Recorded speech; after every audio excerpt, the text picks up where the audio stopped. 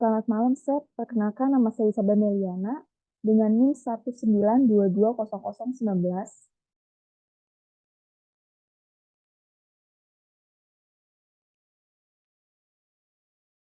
Pada hari ini saya akan membahas apa itu destinasi, selanjutnya saya akan membahas apa itu resort dan macam-macam jenisnya.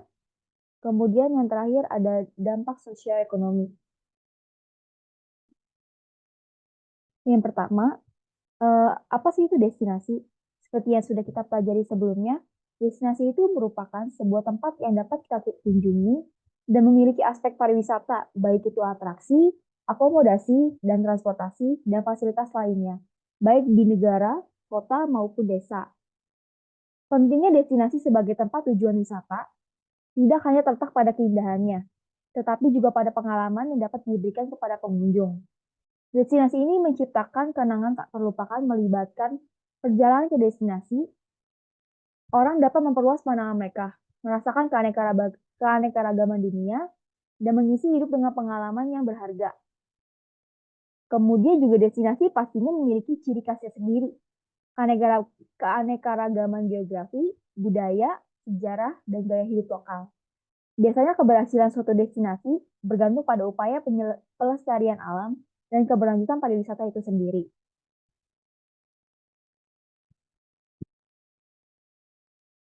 Kemudian di sini saya akan membahas materi yang pertama itu adalah resort. Apa sih itu resort? Resort itu merupakan sebuah destinasi yang menunjang elemen pariwisata seperti akomodasi dan food and beverage. Resort juga memiliki beberapa fasilitas utama dan penunjang seperti area parkir, lobby resort, kamar resort, restoran, meeting room atau function room, dan tempat untuk entertain dan olahraga. Kemudian di sini juga ada beberapa jenis perencanaan dari resort sendiri. Seperti yang kita sudah pelajari sebelumnya, jenis-jenis perencanaan itu memiliki 4 jenis. Yang pertama itu ada beach resort hotel atau biasanya lokasinya itu dekat pantai. Contohnya itu ada The Anfaya Beach Resort di Bali. Kemudian ada Hot Resort and Spa. Biasanya juga lokasinya lebih dekat dengan pantai dan lebih ke untuk kesehatan. Contohnya itu ada Hayana di Bali. Kemudian yang ketiga itu ada Mountain Resort Hotel, yang dimana lokasinya ini dekat puncak, contohnya seperti Lembang, Bromo, itu ada The Valley Resort Hotel, Bandung, yang letaknya tepatnya di Dago atas. Yang terakhir itu ada Rural Resort and Country Hotel, dan biasanya lokasinya lebih ke arah kota, jadi dimana contohnya ada Ubud Village, itu ada di Bali. Selanjutnya di sini akan bahas tentang pelaksanaan ketentuan usaha dan penggolongan resort yang diterapkan dan diketus oleh Keputusan Dirjen Pariwisata Nomor 14 Undang-Undang pada bulan November tahun 88. Di sini dijelaskan bahwa eh, dapat dikatakan resort bintang 1 itu memiliki minimal 20 kamar. Kemudian untuk resort bintang 2 minimal memiliki 25 kamar. Untuk yang ketiga, ada resort minimal bintang 3 harus memiliki 30 kamar. Kemudian untuk resort bintang 4 memiliki 50 kamar.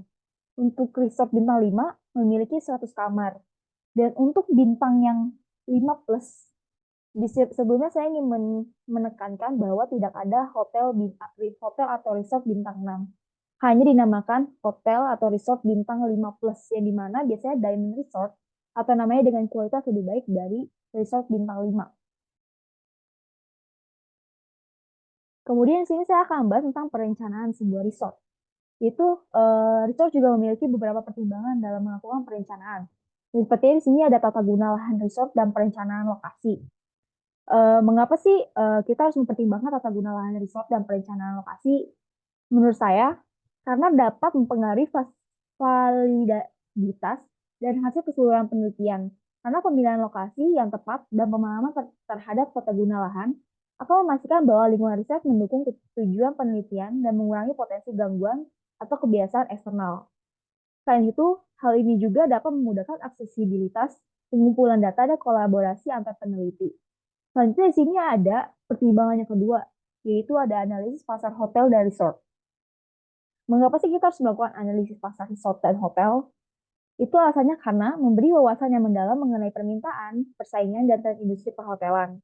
Dalam menganalisis pasar, kita dapat memahami preferensi konsumen, harga yang bersaing, dan potensi yang pada pangsa pasar. Informasi ini menjadi dasar untuk merancang sebuah strategi pemasaran, menemukan harga yang sesuai, dan mengidentifikasi keunikan dan nilai tambah yang dapat ditawarkan oleh resort itu sendiri. Analisis pasar yang baik membantu mengoptimalkan penetapan resort dalam industri perhotelan dan meningkatkan peluang kesuksesan dalam lingkungan yang kompetitif. Kemudian ada pertimbangan yang ketiga, yaitu ada analisis kelayakan ekonomi dan keuangan pasar. Mengapa sih itu harus dipertimbangkan? Karena untuk memastikan bahwa proyek tersebut memiliki potensi keberlanjutan finansial dalam waktu jangka panjang. Melalui analisis ini, kita dapat mengevaluasi investasi yang diperlukan, proyeksi pendapatan, dan biaya operasional. Ini membantu dapat merancang struktur keuangan yang tepat, mengidentifikasi potensi resiko keuangan, serta menilai tingkat pengembalian investasi yang diharapkan. Selanjutnya ada pertimbangan yang keempat, yaitu mengerti berbagai jenis transportasi dan infrastruktur. Itu mengapa sih kita harus mempertimbangkan hal tersebut? Karena dapat mempengaruhi aksesibilitas dan keterhubungan resort dengan area sekitarnya. Berbagai jenis transportasi seperti jalan raya, jalur kereta, atau bandara dapat mempengaruhi daya tarik dan kemudahan bagi para tamu untuk mencapai sebuah resort. Memahami infrastruktur juga membantu dalam merencanakan dan mengelola dampak lingkungan serta menghasilkan bahwa resort dapat beroperasi dengan efisien dan berkelanjutan. Selanjutnya untuk pertimbangan yang terakhir itu ada adanya arsitek bangunan resort dan arsitek landscape resort, yang dimana mereka memiliki peran penting dalam menciptakan pengalaman yang menyeluruh dan memastikan bahwa resort itu sesuai dengan kebutuhan fungsional dan estetikanya. Untuk adanya aspek bangunan resort, itu dapat merancang bangunan dan fasilitas resort dengan memperhatikan fungsi, keamanan, dan kenyamanan tamunya itu sendiri. Terus juga ada dapat menyusun rencana ruang yang optimal untuk memastikan pemanfaatan lahan yang efisien. Jadi tempatnya tersebut itu tidak terpakai dengan sia-sia ataupun maksudnya tempatnya itu secara menyeluruh semuanya terpakai sesuai dengan fungsinya. Terus untuk yang ketiga itu memastikan bahwa struktur bangunan tersebut memenuhi standar bangunan dan peraturan setempat. Kemudian ada arsitek landscape resort, yang itu di mana mereka mendesain tata ruang luar yang mengikat dan menyatu dengan lingkungan sekitarnya. Juga ada merencanakan taman, kolam renang, jalur pejalan kaki. Kemudian juga ada menyelaraskan desain landscape dengan konsep dan gaya arsitektur bangunan yang menciptakan kesan yang konsisten. Kemudian di sini akan membahas hubungan regional. Yang dimana dalam sebuah hubungan regional, kita harus mempertimbangkan juga nih hubungan regional dengan resort yang pastinya akan mereka mampu menjawab apakah ada akses menuju resort yang akan dibangun. Kemudian ada apakah ada permintaan pasar untuk sebuah resort. Yang ketiga itu juga bagaimana sih ukuran resortnya, apakah besar ataupun kecil ataupun lingkupnya untuk menyeluruh untuk satu kota tersebut. Terus yang keempat itu ada bagaimana sih infrastruktur untuk mendukung resort baru ini agar banyak wisatawan yang mau ataupun yang tertarik untuk datang ke resort tersebut.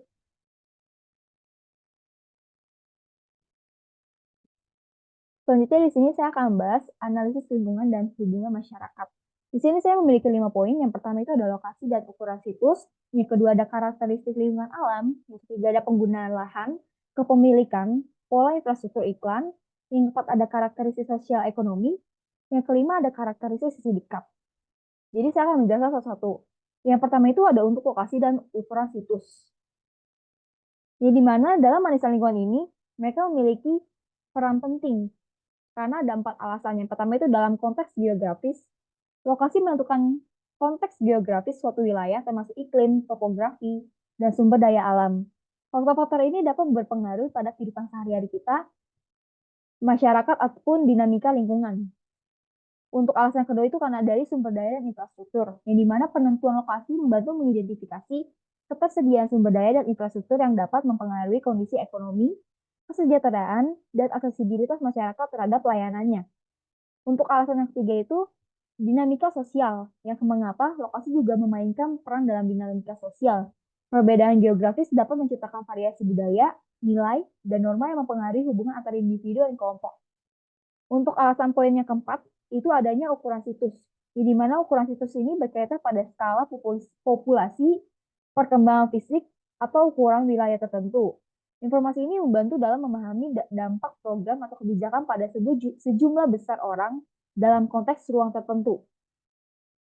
Kemudian dengan memperhitungkan lokasi dan ukuran situs, analisis dapat memberikan gambaran yang lebih holistik dan kontekstual tentang tantangan, peluang, dan potensi perubahan dalam lingkungan dan hubungan masyarakat. Selanjutnya untuk karakteristik lingkungan alam sendiri itu memiliki alasan juga mengapa mereka memiliki peran penting dalam analisis lingkungan dan hubungan masyarakat ini sendiri. Mereka karena ada pengaruh terhadap kesejahteraannya juga, ada karena dampak perubahan iklim juga, ada karena identifikasi potensi bencana alam, dan pola penggunaan lahan. Hal tersebut dapat mempengaruhi dari karakteristik lingkungan alamnya itu sendiri. Mengapa? Karena tanpa kita mengetahui lingkungannya sendiri itu, maka riset tersebut tidak akan berjalan dengan lancar. Untuk poin yang ketiga ini, penggunaan lahan dan kepemilikan pola infrastruktur iklan, di mana mereka juga memiliki alasan, seperti dari alasan pengelolaan sumber dayanya bagaimana, ada distribusi dan aksesnya bagaimana, terus juga ada pengaruh iklan terhadap persepsi dan perilaku konsumennya sendiri, terus juga ada pengembangan wilayah itu bagaimana. Terus untuk yang keempat itu ada karakteristik sosial ekonomi. Mereka juga memiliki peran penting pada analisis lingkungan ini dan hubungan masyarakat. Dan pastinya untuk adanya kesejahteraan masyarakatnya juga, kesetaraan dan keadilan sosialnya juga bakalan bagaimana, terus juga ada dinamika kelompok sosial, ada pola konsumsi dan perilaku, ada pengaruh terhadap lingkungannya juga. Kemudian kalau dari karakteristik terdekatnya itu, mereka juga terlibat karena adanya pasti adanya masyarakat lokalnya itu sendiri. Siapa sih yang bakal berperan dan mereka juga pasti berpartisipasi dalam acara resort ini. Kemudian dari sosial dan budaya lokalnya juga bagaimana, ada pemahaman terhadap tentang tantangan lokalnya itu juga sendiri. Dengan memperhatikan karakteristik terdekat ini, analisis dapat lebih fokus lagi dan sesuai kontekstual dan menghasilkan rekomendasi yang lebih tepat. Selanjutnya ada penetapan fasilitas tata guna lahan dan persyaratan infrastruktur, di mana itu ada beberapa hal yang harus dipertimbangkan dalam fasilitas cash resort sendiri dan penggunaan lahannya. Yang pertama itu ada akomodasi, ada fasilitas komersial, ada fasilitas rekreasi dan budaya, ada fasilitas kesehatan, ada fasilitas konvensi dan pertemuan juga. Jadi hal ini tersebut itu harus ada persyaratannya, ada tata guna bagaimana sih penggunaan dalam akomodasi atau fasilitas yang lainnya juga gitu. Nah, selanjutnya sini saya akan bahas dampak sosioekonomi untuk topik saya yang kedua. Di sini sebuah ilmu sosial menjelaskan tentang pengaruh dari aktivitas ekonomi yang diperankan dalam proses sosial, yang dimana ada dampak dari permasalahan ekonomi baik lokal, regional maupun ekonomi global. Kemudian di sini ada dampak perspektif sosial ekonomi, yaitu ada kehadiran pariwisata membawa perubahan bagi lingkup sosial ekonomi dan pariwisata dikembangkan untuk mendapatkan manfaat bagi ekonomi untuk perbaikan sosial. Selanjutnya yang kedua itu ada penting juga karena mengerti jenis-jenis dampak dan kebijakan serta langkah-langkah khusus untuk digunakan dalam mengatasi dampak yang akan terjadi, baik itu dampak positif maupun negatif. Kemudian juga ada daftar dampak perspektif ekonomi sosial. Ada yang mengatakan bahwa terminologi yang dikatakan oleh Smith pada buku antropologi pariwisata pada tahun 1989 yaitu tuan rumah dan tamu, guest and host. Kemudian kini menjadi ungkapan yang diterima secara umum untuk dikotomi tempat tinggal suatu kawasan wisata dan wisatawan yang berkunjung ke kawasan tersebut. Kemudian ada contoh lain dari dampak akibat perbedaan sosial ekonomi antara tuan rumah dan tamu itu. Yang pertama itu adanya perubahan-perubahan yang terjadi di mana tekanan yang didapat dari jenis pembangunan ekonominya itu sendiri. Terus yang kedua ada pada pariwisata domestik, yang di mana status dan lokasi wisatawan terletak pada latar belakang budaya dan tingkat sosial ekonomi yang sama dan tidak ada peningkatannya.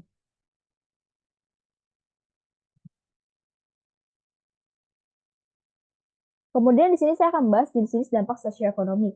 Yang pertama ada dampak positif dari ekonomi itu sendiri. Jadi terdapat kegunaan ekonomi secara langsung meliputi kepenyediaan lapangan kerja, pendapatan, dan devisa yang mengarah pada peningkatan taraf hidup masyarakat setempat dan pembangunan ekonomi nasional daerah secara menyeluruh. Kemudian ada dari dampak positif pelestarian budaya. Itu dengan adanya bantuan keuangan dapat dilakukannya untuk memelihara museum, teater, dan fasilitas serta kegiatan budaya lainnya, dan untuk mendukung penyelenggaraan festival atau acara budaya khusus pada hari-hari tertentu. Kemudian untuk jenis yang ketiga itu ada dampak positif kebanggaan budaya, yang dimana adanya pariwisata daerah dapat membantu menjaga budaya identitas kelompok budaya, minoritas yang jika tidak mungkin akan tenggelam oleh bangsa budaya dominan, dan adanya pengakuan politik sangat penting bahwa budaya minoritas harus dipertahankan. Untuk dampak sosioekonomi yang keempat itu ada dari dampak negatif dari hilangnya potensi ekonomi. Mengapa? Hal ini dapat terjadi jika banyak fasilitas wisata yang dimiliki tetapi dikelola oleh pihak luar. Karena sebagian besar pendapatan dan manfaat ekonomi cenderung mengalir keluar dari negara tersebut atau negara kita. Hal tersebut dapat mengurangi dampak positif yang seharusnya dirasakan oleh masyarakat dan perekonomian si lokal ini tersebut. Untuk poin yang kelima itu ada dampak negatif dari distorisasi ekonomi dan ketenagakerjaan. Mengapa sih? Karena mereka dapat menciptakan ketidakseimbangan dan ketidaksetaraan dalam distribusi sumber daya dan peluang. Distorisi ini dapat mengakibatkan ketidakserataan pendapatan, kesenjangan antara kaya dan miskin, serta sulitnya akses pekerjaan bagi sebagian masyarakat. Selain itu, distorsi ekonomi juga dapat memperhambat pertumbuhan ekonomi yang berkelanjutan dan menciptakan ketidakstabilan dalam jangka panjang. Untuk poin yang terakhir ada dari dampak negatif dari dampak budaya. Dapat terjadi cultural communication atau komunikasi budaya, yang dimana unsur-unsur budaya dianggap sebagai barang dagangan semata. Hal ini dapat mengarah pada distorsi atau penyederhanaan budaya, serta hilangnya nilai-nilai asli dan autentisitasnya dalam upaya untuk memenuhi ekspektasi turis. Selain itu, peningkatan pariwisata juga dapat mengakibatkan over-commercialization, mengubah tempat-tempat bersejarah atau budaya menjadi destinasi komersial yang kehilangan keasliannya. Ini semua dapat merugikan warisan budaya dan kualitas pengalaman wisatawan si dia tersendiri. Yang terakhir sini ada penilaian dampak sosioekonomi. Ada beberapa tindakan khusus yang dapat diterapkan untuk mengurangi dampak negatif yang tadi itu dan memperkuat dampak positif. Itu caranya dengan menjaga keaslian tari musik dan pertunjukan drama seni dan kerajinan lokal meskipun dapat diadaptasi dan diperluas. Untuk poin yang kedua itu memberikan insentif keuangan, pelatihan, dan teknik lain untuk kepemilikan lokal, pengelolaan dan pengoperasian hotel, serta fasilitas dan layanan wisata lainnya sehingga penduduk dapat berpartisipasi dan menerima manfaat ekonomi langsung dari pariwisata. Jadi hasil yang didapatkan dari mereka itu mereka juga bisa terima juga, tidak hanya orang luar yang mereka terima gitu. Kemudian ada pastikan bahwa penduduk memiliki akses yang mudah ke tempat-tempat wisata, fasilitas dan layanan, termasuk mengurangi biaya masuk bagi penduduk jika sesuai. Yang keempat itu ada terapkan organisasi penggunaan pengunjung dan langkah-langkah pengendalian untuk mencegah kepadatan objek wisata. Terus yang kelima itu ada menerapkan pengawasan ketat terhadap narkoba, kriminalitas, dan prostitusi. Sekian penjelasan yang saya dapat selama 12 pertemuan pada hari ini. Sekian, terima kasih.